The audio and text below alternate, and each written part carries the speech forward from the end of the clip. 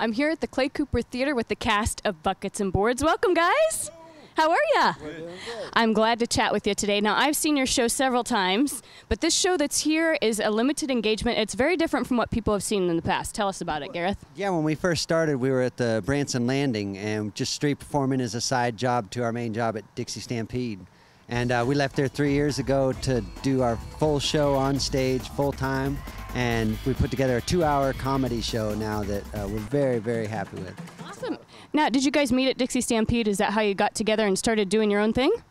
Yeah, we started over there. I found out Gareth was a tap dancer, and I've been a drummer my whole life, so that's how the whole thing began. Is we didn't want to pay for lessons, so I taught him to drum, he taught me to tap dance, and that's how it all ended up working. We started having so much fun that we're like, hey, why don't we start street performing? Yeah. So we tried out at the Branson Landing, became a featured act for them down there, and ta-da! We started doing, you learn real quick what material works and what doesn't when you're street performing. People just walk away. So we started infusing everything we did with more comedy and ridiculous stuff because people wait around and they're like, what other dumb thing are they going to do? So that kind of built up and kind of showed us how we wanted to take, the direction we wanted to take our stuff. And he doesn't know what I'm talking about. I don't know what I'm talking about. But really, what's been cool is moving inside, moving onto a stage, we've been able to incorporate so many other things. We always have loved singing and playing guitar, and now we play ukuleles and play propane tanks and squeaky toys. And the dark section that you can't do outside, so we get to do that indoors. We utilize incredible lighting designed by Troy Coyne, and our sound structure built by Greg Rowan has just been phenomenal. And it's been so much more fun to put it on stage and really let it grow. This is a great, beautiful, beautiful theater. There's been a lot of renovating. This is a beautiful stage. You've got some cool stuff, cool toys here.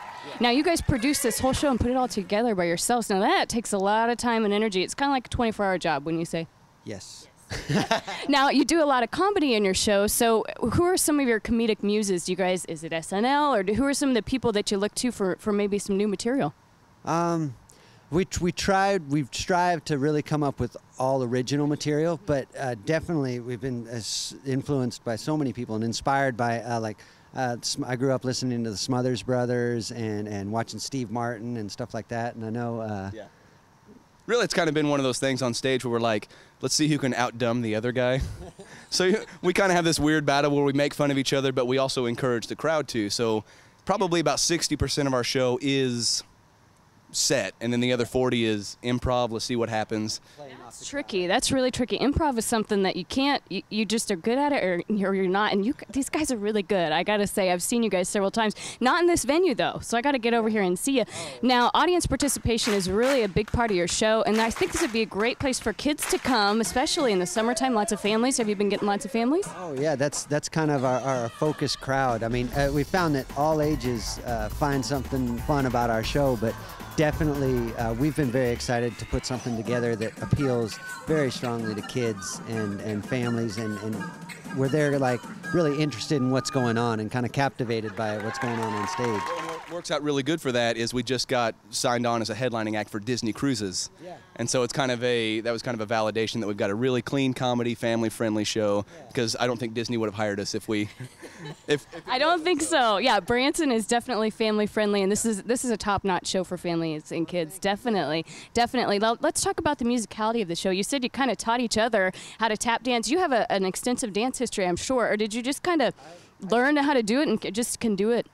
Or do you have some training? I don't know. It could go either way. You never know. You never know. I started tap dancing in college and did all styles of dance and really fell in love with tap dancing. And I took a few classes here and there and just tried to pick up from different people over the years. I lived in New York City for a while and learned a lot there, and just explored stuff on my own, and then taught him, and he started picking up body percussion and doing different things with that. And it's been a very cool weird stuff like this. Experience. And that's all I do for 2 hours. No, you guys, it's really incredible what you do in your show. It's so entertaining. There's nothing like it in Branson. You have to come see you guys. It's Clay Cooper Theater. It's Buckets and Boards. Now, shows are Wednesdays through Friday. Matinee slot. What's your show time? Usually it's 2 p.m. Wednesday, Thursday, Friday. There are a few night shows throughout the rest of the season. And our season is during the summertime. We plan on doing summertime and spring break here in Branson for as long as we can. We're enjoying it. Doing a lot of traveling, but Branson's your home. So we want to thank you guys so much for visiting with me today. Thank you guys for watching the Vacation Channel, and thanks for visiting Branson.